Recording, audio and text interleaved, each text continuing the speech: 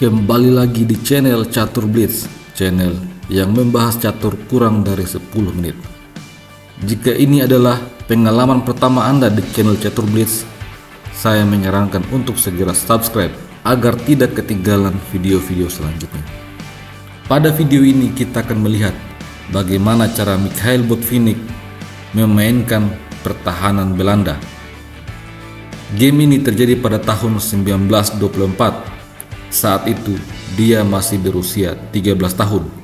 Lawannya bernama Abramovich. Permainan dimulai dengan D4. Botvinnik menjawab F5, pertahanan Belanda. Kemudian kuda F3, lalu kuda F6. Putih langsung mendorong C4 dan Botvinnik memainkan E6, bersiap untuk mengeluarkan gajah petak gelap. Setelah kuda C3, D6, Botvinnik akan menciptakan gajah fianchetto. Kemudian lawannya gajah G5 memberikan pining pada kuda dan ditutup saja oleh gajah E7.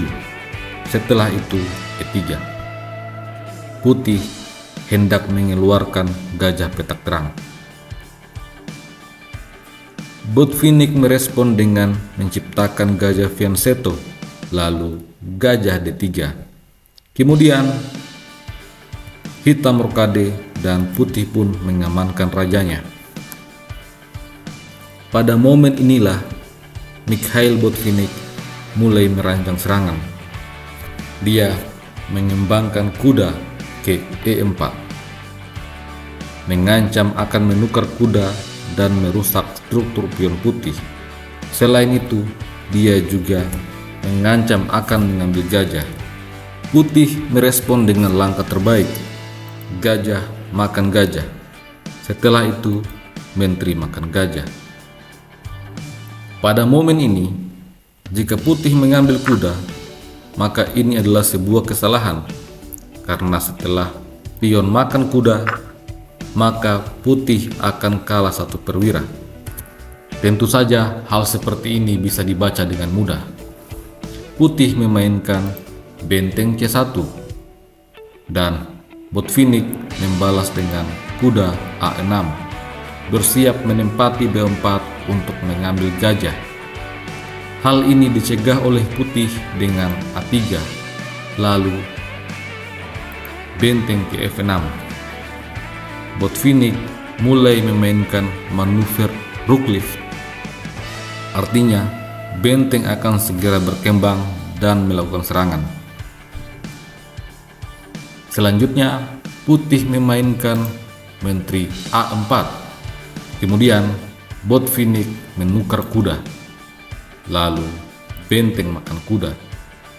Setelah itu, Botvinnik mengambil kuda, menukar gajah fianchetto.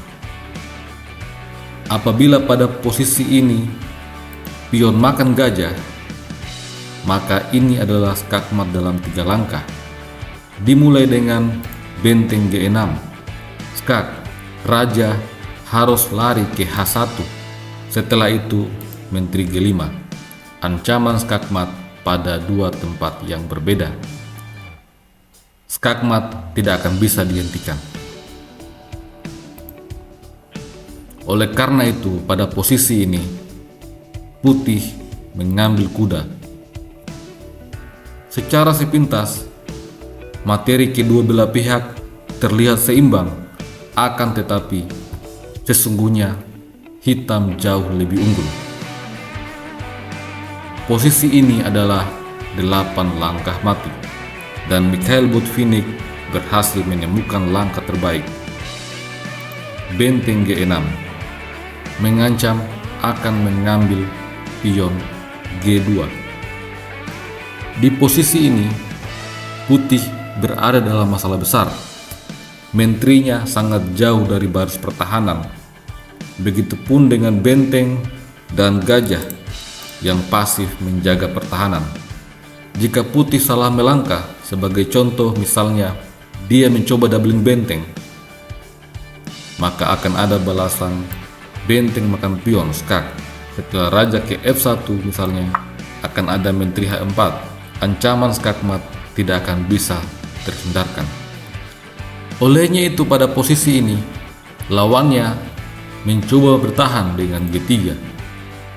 Pada momen ini, Mikhail Botvinnik membalas dengan langkah menteri G5. Putih menjawab dengan benteng E1, lalu menteri ke H5. Kemudian, lawannya membuat blunder yang mempercepat terjadinya skakmat. E4.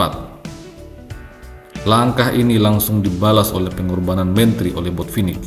Sampai di sini, Putih langsung menyerah. Apabila raja makan menteri, maka benteng H6, skak, raja dipaksa pindah ke G1. Setelah itu, benteng H1, skakmat. Sampai jumpa lagi pada video selanjutnya. Salam Gian Sunasus.